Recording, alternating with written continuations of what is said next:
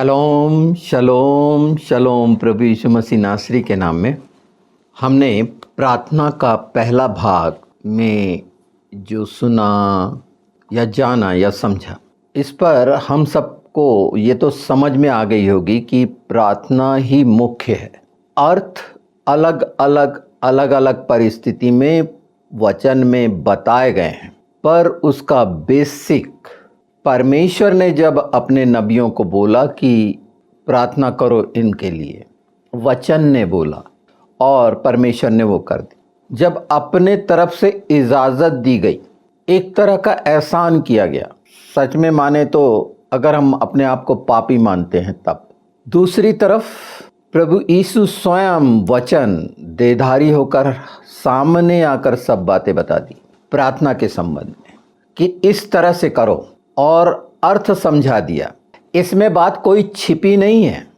प्रार्थनाओं में छिपा हुआ भाव भी स्पष्ट है। पहली चीज़ तो जब हम देखते हैं जकरिया 12:10 में, तो जो सिखाने वाली आत्मा का उंडेला जाना है और प्रभु यीशु चेलों को सिखा रहे हैं। सिखाए ना प्रार्थना। पूरे पवित्र शास्त्र में इस बात का अर्थ यही है कि इन कठिनाइयों के लिए, सीखने समझने के लिए प्रभु यीशु ने वचन में प्रॉमिस किया, मैं तुम्हारे लिए सहायक भेजूंगा। कौन सा होगा? वो सिखाने वाला। तो क्या सिखाने वाला? प्रार्थना सिखाने वाला, समझाने वाला। इसके अर्थ बहुत स्पष्ट हैं बाइबल में। और अगर हम देखें तो दानियल 6 में अगर हम देखेंगे 18 में, तो अपने दोस्तों को बोलता है, हम चलिए इसे देखते हैं। दानियल 2 मैं 17 से पढ़ देता हूँ। तब दानियल ने अपने घर जाकर अपने संगी हनन्याह, मिशाएल और अजर्याह को यह हाल बताकर कहा, इस भेद के विषय में स्वर्ग के परमेश्वर की दया के लिए यह कहकर प्रार्थना करो कि बेबीलोन के और सब पंडितों के संग दानियल और उसके संगी भी नष्ट न किए जाएं। कितना गहरा अर्थ है सबके लिए। तो ये प्रार्थना जो दिखा रही है वो करस्पॉन्डेंस को दिखा रही है। कहा जा रहा है कि तुम ऐसा करो।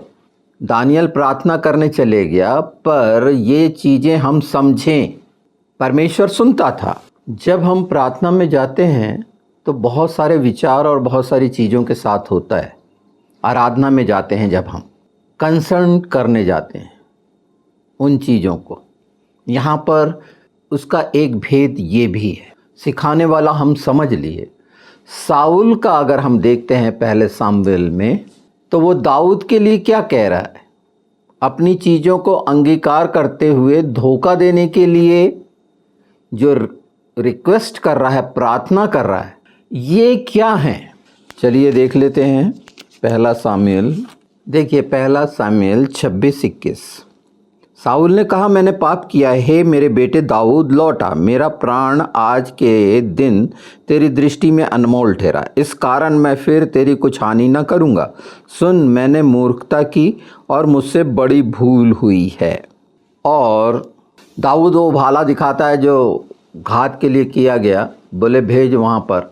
कहने का मतलब यहाँ पर क्या बताया जा रहा है? हम साउल के कैरेक्टर को देखें या अपनी प्रार्थनाओं में परमेश्वर के साथ अपने व्यवहार को देखें यीशु के नाम में? क्या हम इन सब बातों को लेकर जो अपराध बोध से भी ग्रसित होकर, निश्चित ये बहुत कठिन है, मैं जानता हूँ। प्रार्थना का ये हिस्सा अति सरल होने के लिए बहुत आवश्यक है कुछ चीज़ों को जानना, कि सच्चाई और प्रकाश जब हमारी अगुवाई करेंगे और वो पवित्र आत्मा के साथ होगा, और उस स्वभाव के अंतर्गत वो सब चीज़ें एक साथ हो जाएंगी जो दूसरा पत्रस में कही गई है कि विश्वास पे सद्गुण और वो तमाम आखिरी प्रेम तक, वो सब एक दूसरे से जुड़ जाएंगी और वो विश्वास योग्य है, ये हमारा मन प्राण आत्मा मान लेगा, और जो हम कहेंगे फिर वो आत्मा के अनुसार होगा, यहाँ पर मन के अनुसार हो रहा है। इसीलिए जब हमने जकरिया का देखे, जकरिया 12:10, तो वहाँ ताखनून है उसका मतलब, और पवित्र शास्त्र में ये साफ आया है कि पवित्र आत्मा हमसे आहें भर भर कर गिड़गिड़ा कर जो समझ से परे है प्रार्थना कराएगा। ये है ओरिजिनल वो स्थिति जो खनान से है, ताखनान। तो मैं इसको सप्लिकेशन बोलते हैं। अगर आप 12:10 निकालेंगे जकरिया, तो सप्लिकेशन है, और जिसको खनान बीसिच कहते हैं, प्रार्थना, प्रार्थना करना। अगर हम इसे देखते हैं एक्सोडस 33:19 में, 33:19 और जेनेसिस 33:5 में इसको बहुत अच्छे से समझा जा सकता है। जो मैं तखानान का बता रहा हूँ, तखानून का, खना का, खना वैसे अनुग्रह है, यहाँ इनके मतलब निकले हैं कि जब प्रार्थना सिखाने वाली आत्मा उंडेलूंगा कहा गया है ना, वो हमने पाया क्या, उंडेला जा चुका है उनके जिन्होंने सचमुच में उस क्रूस की मृत्यु को वो सच्चाई से, वो धोखा देने वाली बात साउल जैसी ना हो। प्रार्थनाओं में यही सब कुछ है, वो प्रार्थना है ना जहाँ अंगीकार किया जा रहा है। शाम 28:2 में इसे पढ़ के हम और अच्छे से समझ सकते हैं। दूसरा इतिहास 6:21 मैं अभी इसके रेफरेंसेस, हाँ हम धीरे धीरे, यहाँ ख़त्म नहीं हो रहा। एक चीज़ मैं बता दूं कि हम वाकई में सच्चाई से आराधना करने वाले और आत्मा से आराधना करने वाले बनने के लिए क्या समझ होनी चाहिए हमें। इन सब का जो मतलब निकलता है, ये खनान जो मैं बोल रहा हूँ, ये एक फॉर फेवर का होता है, एहसान जताना, बी ग्रेसियस, कृपालु बनना, यही बताया जा रहा है।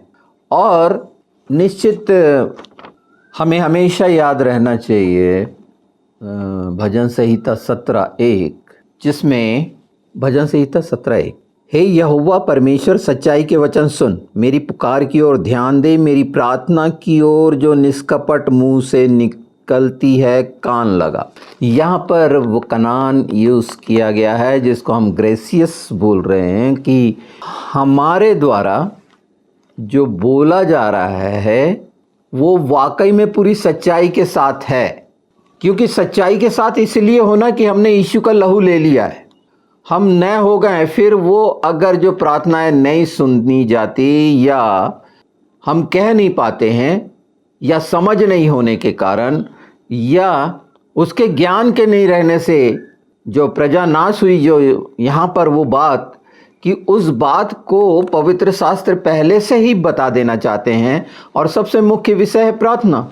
और अगर उसी की अगर हमें समझ नहीं है कि जो हमारे होठों से निकल रहा है उसके लिए उसके सामने बहुत अद्भुत है, तो निष्कपट मुंह से निकले, यही कह रहा ना।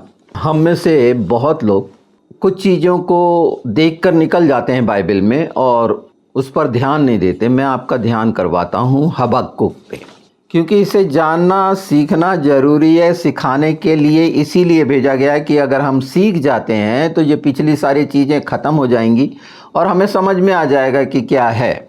मैं 3 पढ़ रहा हूँ, देखिए।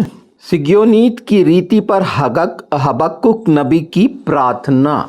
अब ये जो सिग्योनित की रीति क्या है ना, ये तो हमको जानना चाहिए।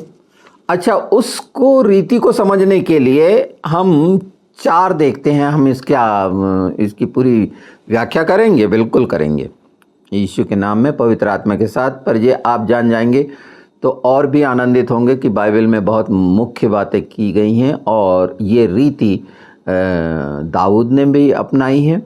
और हम जो यशायाह 62 में पहला ही पद जो था, आप देखेंगे कि जिसमें धार्मिकता का प्रकाश और उद्धार जो मशाल है, ज्वाला है, उसकी तरह दिखे जलती हुई। ये है, पर मैं इसमें पढ़ देता हूँ। उसकी ज्योति सूर्य के तुल्य थी, उसके हाथ से किरण निकल रही थी और इसमें उसका सामर्थ्य छिपा हुआ था। ये जो बताया जा रहा है परमेश्वर के लिए, ये वो रीति है जिसमें उसकी बड़ाई और उसकी सच्चाई को प्रकट करने की क्षमता। हम यशायाह देख लेते हैं ना, 62 एक देख लेते हैं, क्योंकि जब हाथ से किरण निकल रही थी तो मलाकी भी आखिरी अध्याय में जाएंगे तो उसकी किरणों से चंगे होते थे।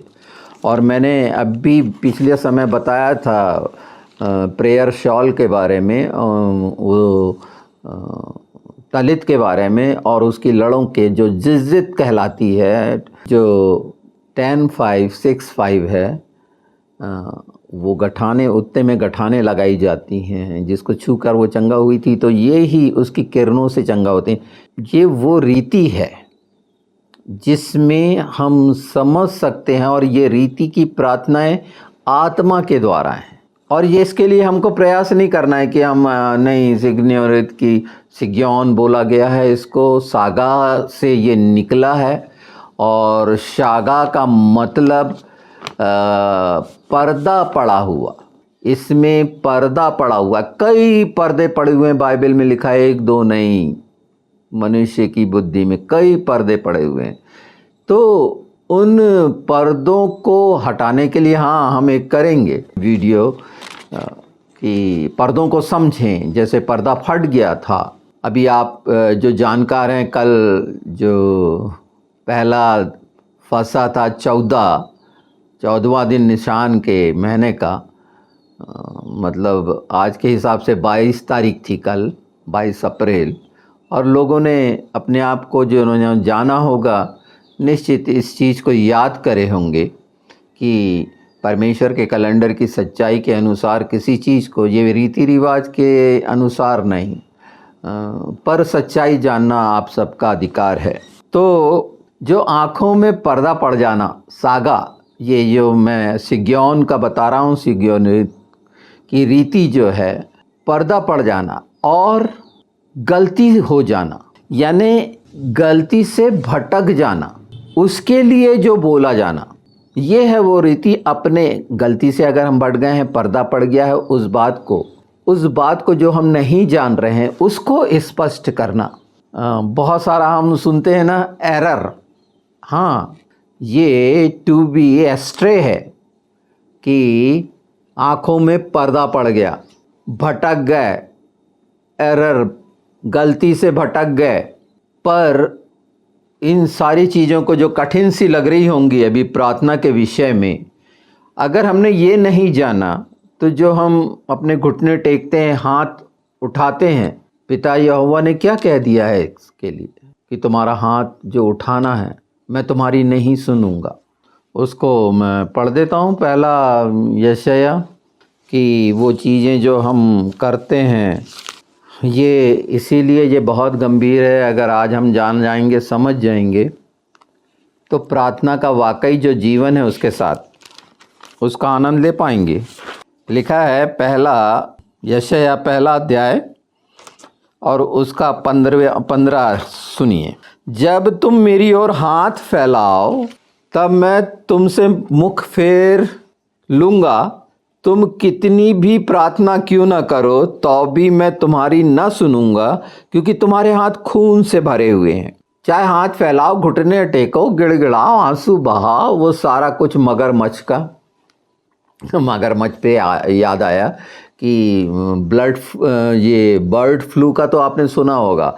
अभी ईरान में मगरमच्छ का फ्लू फैला हुआ है, देखिए क्या हो रहा है। 16 बहुत साफ बताता है, अपने को धोकर पवित्र करो, मेरी आंखों के सामने से अपने बुरे कामों को दूर करो, भविष्य में बुराई करना छोड़ दो, भलाई करना सीखो, यत्न से न्याय करो, उपद्रवियों को सुधारो, अनाथ का न्याय करो।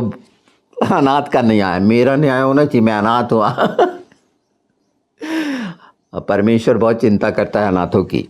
विधवा का मुकदमा लड़ो। ये जो 16 पद अगर हमारे सच्चाई से है तो हाथ फैलाने का कोई मतलब है। जितनी बातें मैं बता रहा हूँ वो सुनी जाएंगी। कि फिर हम जो बोल देते ना बड़े खुले होके कि जब तू पुकारेगा तो मैं कहूँगा यहाँ हूँ, वो कौन सी स्थिति है? यीशु के साथ बिल्कुल सब बातें हैं। हम मत्ती 5 पे बात करेंगे, 6 पे भी बात करेंगे कि प्रभु यीशु ने जो बोल के हमें समझाए हैं कि हम उन बातों को, उसका अनुसरण अगर हम नहीं कर रहे हैं और सिर्फ ये कि एक कहानी जैसे कि ऊपरी कोठरी पे दानियल चला जाता था और खिड़की खोलता था पूर्व वाली, ये सब ठीक है, पर वो खिड़की समझ में आए। मैंने यहाँ पे बताया है कि उसकी समझ अगर है तो वो खिड़की खुलेगी। पता ही नहीं वो अनुग्रह की खिड़की है। खिड़की अनुग्रह की ही होती है। अच्छे से जानिए इसको। और प्रार्थना के स्टेप्स अलग अलग स्थिति में, पर पलाल है मुख्य। जो पवित्र शास्त्र में सब बातें हम विश्वासियों के लिए रखी है कि यीशु ने बोल दिए हैं, हम जब कहेंगे वो होगा। पर वो कब होगा ये 16 से भी समझ लीजिए कि अगर हम वाकई में ऐसा कर रहे हैं तो। अच्छा, वो सिगियोनित की जो रीति है वो मैंने आपको ये बता दी कि वो इन बातों को समझने के लिए अगर हमारी आंखों में पर्दा पड़ा हुआ है और गलती से हम भटक जा रहे हैं तो वो बताना, स्वीकार करना कि हाँ ऐसा है। ऐसा नहीं कि चले गए और फिर जितना बन पड़ा मांगने लगे। बिल्कुल मांगिए, आप स्वतंत्र हैं, मैं कहीं नहीं रोक रहा। पर अगर सच्चाई ये जानते हैं तो उन चीज़ों से स्वतंत्र हो जाएंगे जिसकी बंधुआई में है, जिसका हमें पता ही नहीं है। अलग अलग तरह के बंधन हैं। ये जो नहीं समझने देना चाहता ना दुष्ट, इससे अगर शांत होकर, निश्चित कठिन लग रही हैं, ये आप पढ़िएगा भजन संहिता 66:20 जो अनसुनी के संबंध में है कि हम बोलते हैं ना, और नोट तो कर ही लीजिए क्योंकि ये बहुत महत्वपूर्ण है। भजन संहिता 66:20 और 69:13, इनको हम बहुत सरल तरीके से, बड़ा वो नहीं समझते हुए चलें। एक हिस्से को और भी पढ़ लें तो ज़्यादा साथ साथ हमको मदद मिलेगी वचन की, इस बात को जो पवित्र शास्त्र हमें समझाना चाहते हैं। उसके बाद हम नए नियम पे आएंगे, है ना। यिर्मयाह का देख लेते हैं। यिर्मयाह 7:16, इस प्रजा के लिए तू प्रार्थना मत कर, न इन लोगों के लिए ऊंचे स्वर से पुकार, न मुझसे विनती कर, क्योंकि मैं तेरी नहीं सुनूंगा। यिर्मयाह को बोला गया तो ऐसा मत कर, क्योंकि मनुष्य के मनमानी भावनात्मक, परमेश्वर धर्मी और न्यायी और भलाई का परमेश्वर है, ये हमेशा याद रखिए। वहाँ इमोशन काम नहीं करते। संसार भर के जो क्रिया चरित्र हैं वो नहीं वहाँ पर लागू होते। वो सब चीज़ जानता समझता है।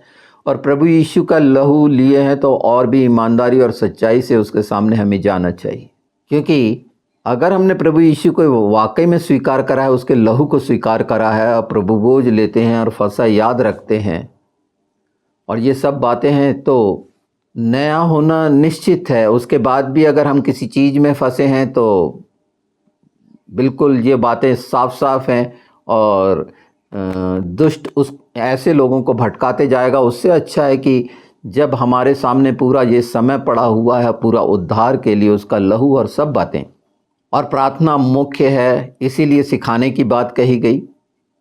हे हमारे पिता से प्रभु यीशु ने, वो आत्मा है ना। अब यहाँ पर फ़र्क भी प्रभु यीशु ने सिखा दिए ना प्रार्थना, फिर प्रार्थना सिखाने वाली आत्मा भेजेंगे, कहने का मतलब। और यीशु ने बोला, जकरिया प्रभु यीशु के पहले आके ये बातों को बताया ना, और वो बात पूरी हुई यहाँ पर प्रार्थनाओं के अर्थ और वाकई में क्या है कि अगर जो हम बोल रहे हैं वो अपने मन के अनुसार है या वचन ने हमें इजाजत दी है, एहसान किया है हम पर कि अगर हम ऐसा, इसीलिए तो कोई मूल्य नहीं चुकाया गया, उन बातों को बोलें। अपनी बात रखेंगे कोई नहीं सुनी जाएगी। अपनी बहुत सी बातें और इच्छाएं रखते रहिए, परमेश्वर की इच्छा के अनुसार वचन है। अपने दुख तकलीफ रखना एक दूसरी बात है, अपने रोगों को बताना एक दूसरी बात है, और उसके लिए चंगाई मांगना एक अलग बात है। परमेश्वर के राज्य के लिए प्रार्थना की बात कर रहा हूं।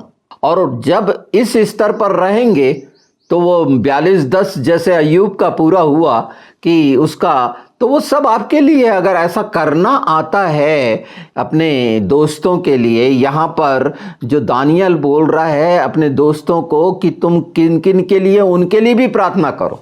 और बाइबल साफ कहती है कि अपने दुश्मनों के लिए प्रार्थना करो तो तुम उनके सिर पर अंगारे डालोगे।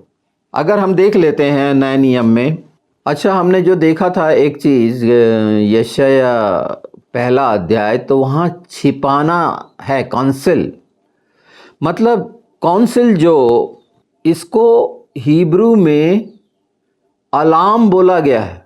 ये जो छिपा के सारा कुछ, पीछे छिपा हुआ गंदगी, डिसेप्शन, धोखा देना, साउल दे रहा था ना, बता दिया दाऊद ने, ये भाला देख। इसे पढ़िए अपने जो नए नियम में है, मत्ती 5:44, अपने सताने वालों के लिए प्रार्थना करो। जब तू प्रार्थना करे तो कपटियों के सामान प्रार्थना मत कर। 6:5 अपनी 6:6 में देखेंगे तो ऊपरी कोठरी पे चले जा, मतलब एकदम उसके साथ होने के लिए चले जा, ऊपरी कोठरी। अब जिसके घर में ग्राउंड ही फ्लोर है तो वो कहाँ जाएगा, ऊपरी कोठरी कहाँ होगी उसकी। साथ में इंस्ट्रक्शन दे दिए गए हैं, क्योंकि हम अन्य जातियों से निकल के आए हैं तो बड़बड़ और वो सारी चीज़ें पूजा पाठ की घुसी हुई रहती हैं, और वो तरीका अप्लाई करने की कोशिश करते हैं। तो अन्य जातियों जैसे बड़बड़ाने का नहीं है, उसके सामने शांत इन बातों को समझ के चुप हो जाना है। वो सारी चीज़ें जानता है और वो कर देगा। उसके पास जब जाओ, 50 बार जाओ, मैं कह रहा 1000 बार जाओ, पर एक अच्छी औलाद को अगर समझ है और वो 24 घंटे काम करता है, तो देखभाल करना जो पहली आज्ञा है और रक्षा करना, वो उसकी संतान, उसके वारिस, उद्धार पाए वाले करने पाएंगे, वो कर रहे होंगे। और फिर 9 में शुरू हो जाती है कि तुम इस तरह से प्रार्थना किया करो। 6:9 है ना। नए नियम में वो सब बातें ये बता दी गई हैं, और पूरी जो प्रभु यीशु ने कही हैं, हमेशा मैं कहता रहा हूँ कि वो महत्वपूर्ण है। उन बातों को बोलना, उन्हीं बातों के अनुसार मांगना, और उन्हीं बातों के अनुसार वो सब जो वो चाहता है अपने वचन में अपने जीवन से दूर करने के लिए, उन सब घिनौनी बुराइयों की जड़ों को, वो सब, क्योंकि यीशु ने बोला है, जब हम ये बोलेंगे प्रभु तूने कहा है तेरे अनुसार, हमने वो सियोनित की रीति के अनुसार बोला ना, तो हम तो यीशु के अनुसार, यीशु में सारे पर्दे हटते हैं ना, और भटके हुए सही रास्ते पे आते हैं ना। तो सही रास्ते पर यिर्मयाह 6 आप देख लिए, प्राचीन मार्ग के बारे में बहुत अच्छा है ये। पर प्रार्थना हम सोचे कि यहाँ समाप्त हो जाएगा, ये दूसरा भाग है, और इसमें बहुत सारा है कि इतना सरल हो जाए समझते समझते पवित्र आत्मा के द्वारा कि आप हाथ उठाएं, पुकारें, और वो सब, क्योंकि अंदर से पूरी क्लीनिंग होगी, पूरी तरह से वो सफाई और नया होना ये वचन करेगा। इसके लिए वचन की सच्चाई है, आप ग्रहण करेंगे, रिसीव करेंगे, तो स्वर्गीय स्थानों से वो लहू बेकार में नहीं गया है ना, सारी सामर्थ के साथ है। और जो हमने अभी वचन पढ़े, अगर इन्हें दोबारा कई बार रिपीट करेंगे, जो आपके जीवन में प्रकाशित कर देंगे प्रार्थना के विषय पर। और देखिए प्रार्थना का जो जीवन होगा वाकई में कैसा होता है, किस तरह करना चाहिए, वो सब आ जाएगा। ये रीति रिवाज के अनुसार नहीं, ये आत्मा के अनुसार होगा। अभी जो शरीर के अनुसार होता है वो पीछा छूटेगा, क्योंकि उसमें बहुत सारी चीजें इंक्लूड रहती हैं और परमेश्वर जानता है। पर जिस लिए हमारे लिए रखा गया है, जो हमें चाहिए, उससे हम वंचित क्यों हों। तो इसी की समझ धीरे धीरे मिल रही जो हम सीख रहे हैं ये सिखाने वाली आत्मा से। और इन चीज़ों को जैसे पढ़ेंगे, जो प्रार्थनाओं के संबंध में जितने पद हैं आप उसका अध्ययन करें, अवलोकन करें, पवित्र आत्मा से मांगें। क्योंकि अगर प्रार्थना भी, जिसे हम प्रेयर कहते हैं इंग्लिश में, वो बातें बताना नहीं आई जो प्रभु यीशु के अनुसार कह दी गई हैं, और वो चाहता है कि हम इसे कहें, अगर वो भी हम उसके अनुसार नहीं कह रहे हैं और अपने अनुसार कह रहे हैं, तो सब बातें आपके लिए साफ हो गई कि ऐसी चीजें फिर वहां पर आप क्या हैं। इन चीजों से पीछा छुड़ाइए, इस सोच से, इस विचार से, इस मानसिकता से। क्योंकि विवेक जो उन लोगों का जो जलते हुए लाल, बिल्कुल लोहे से दागा, और वो दागा हुआ मतलब निष्क्रिय विवेक, मरा हुआपन, हम तो यीशु के लहू से जीवित हुए हैं। तो ये अंतिम समय में प्रार्थना करने का उद्देश्य समझ में आ जाएगा। हमारे जीवन की सच्चाई, जो उसके राज्य के लिए काम करने का जो निश्चित किया गया है, वो हमारी आत्मा के द्वारा उसे प्रसन्न करने वाला बनेगा। तो प्रार्थना के ये गहरे रहस्य, उसके अर्थ और उसकी सच्चाई जो बहुत स्पष्ट है, वो वचन के अनुसार है। कोई अलग से शुद्ध भाषा नहीं बुलाई जाएगी। पूरा पवित्र शास्त्र शुद्ध भाषा है और शुद्ध भाषा ही सुनी जाएगी। लाशोन हा खोडेश खदाम बरार सफ़ा, यीशु के नाम में हम नेक्स्ट देखेंगे, इससे आगे जाएंगे। निश्चित ये बहुत कठिन है और मैं नहीं चाहता, मैं खुद बहुत घबराया हुआ हूँ, सही बता रहा हूँ। और मुझे तो वो अच्छा लगा, अनाथों वाला, है ना, उनकी चिंता करा करो आप लोग। पर मैं जो पवित्र आत्मा के साथ यीशु के नाम में ये बल, शक्ति, सामर्थ पाता हूँ और सारी अधीनता में देखता हूँ और प्रतीति करता हूँ, इन सब बातों के लिए जो आपके लिए रखी गई और बोली गई हैं, निश्चित ये फलवंत होंगी, आशीषित होंगी, अनुग्रहित होंगे आप यीशु के नाम में। और हम जहाँ तक ले चलते हैं पवित्र आत्मा, क्योंकि मैं बता रहा ये बहुत कठिन है और आत्मा में बहुत सारी चीज़ें दिखाते हैं, मुझे बहुत समय लगता है। पर हाँ, मैं विश्वास रखता हूँ कि ये सच्चाई, जो प्रेम है, ये निश्चित आप तक पहुँच रही हैं। आप इसको करेंगे और बहुतों के लिए लाभ का कारण बनेंगे। और परमेश्वर जैसे चाहता है, यीशु जैसे चाहते हैं, पवित्र आत्मा जो कराना चाहता है, हम उसके अनुसार करने वाले बन जाएंगे।